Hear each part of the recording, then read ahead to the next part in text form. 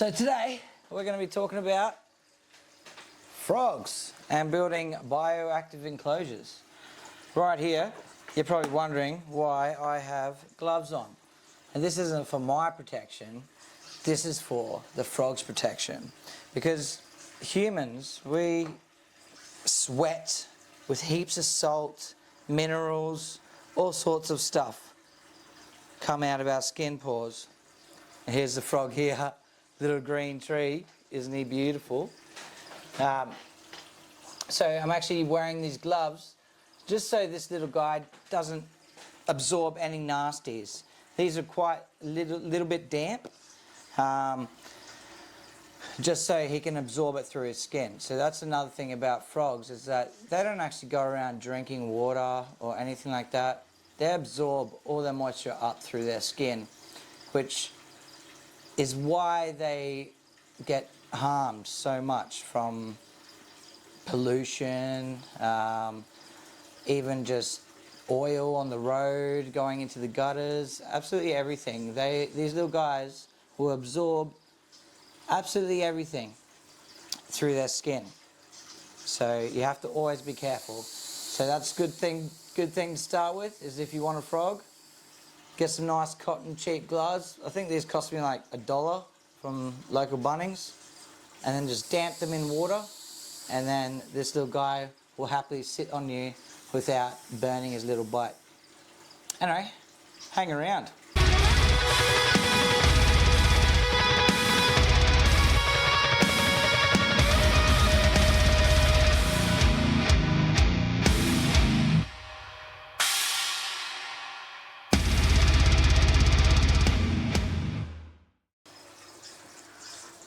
Hey guys, before I get started in this video, I'd just like to do a quick shout out to my sponsor of this video, and that is Suncoast Frogs. This is just their pack with eucalyptus leaves and bush supplies that you may find in your local bush, and it just really finishes the landscape at the end. Smells amazing every time you open the cage. It's absolutely awesome stuff.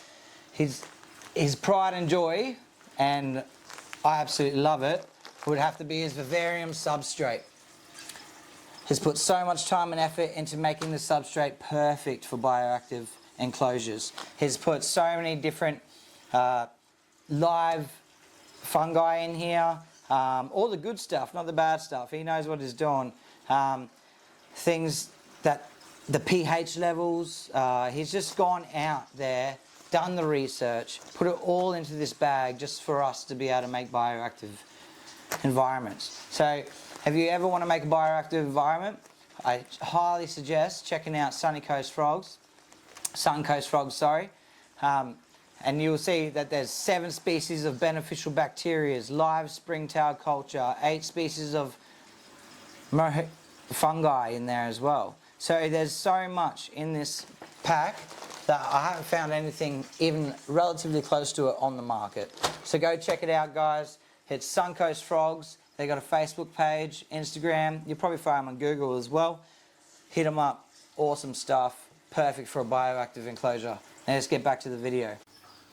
Hey, so we're going to start just with the enclosure that I chose to use, which is a Reptile One RTF 600 HT. 600 wide, a 600 tall by 400 deep.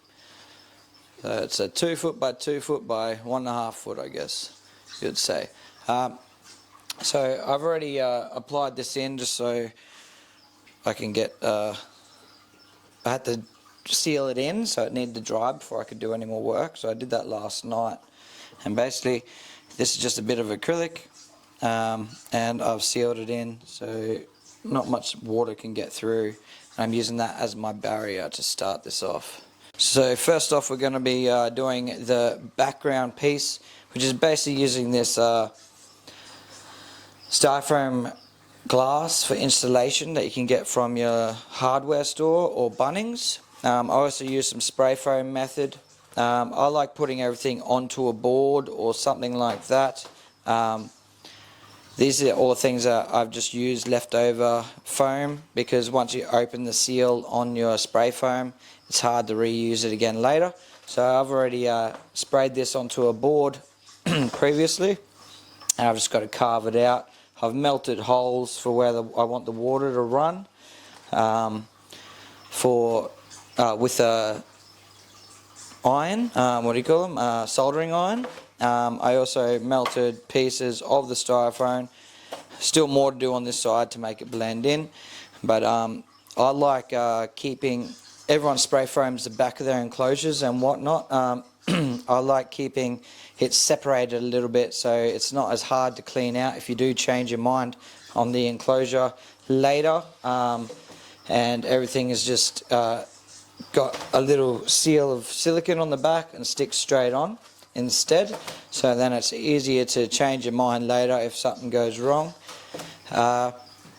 So just hang around for the backdrop. That's going to just be a while. I'm just going to pump that out. There's heaps of background videos out there about building your backdrops and whatnot, so you can check them out. I don't need to go over it again.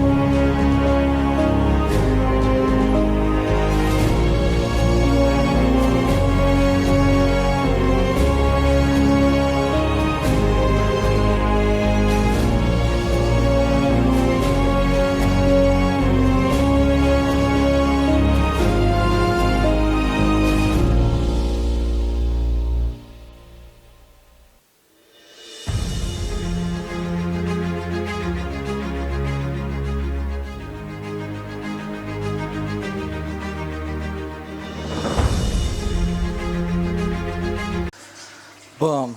So basically, it's done. Got a constant dripping waterfall. I'll obviously add some more mosses and stuff eventually. Some fog just to keep it nice and moist in the air.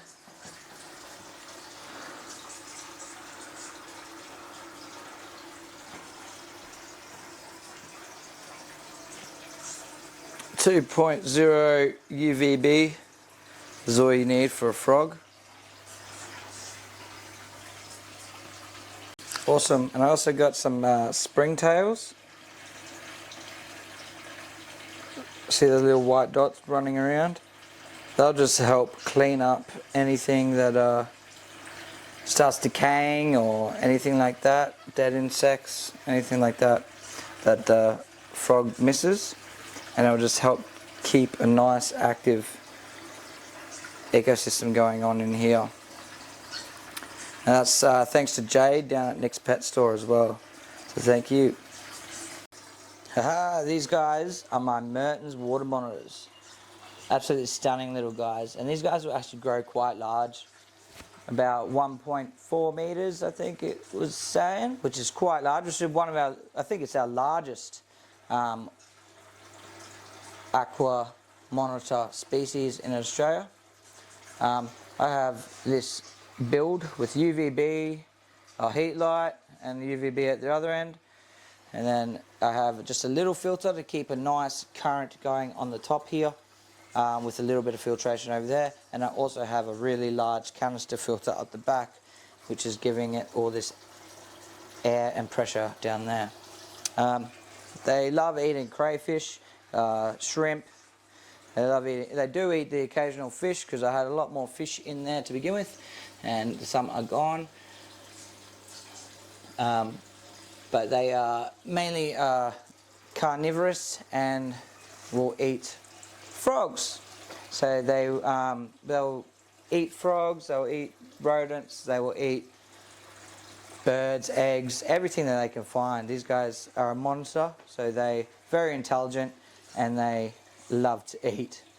The problem with these guys in the wild at the moment is that there's that many cane toads that these guys are dying from eating cane toads, which is very sad, because the cane toad is an introduced species, and these guys are looking for frogs and run around eating cane toads.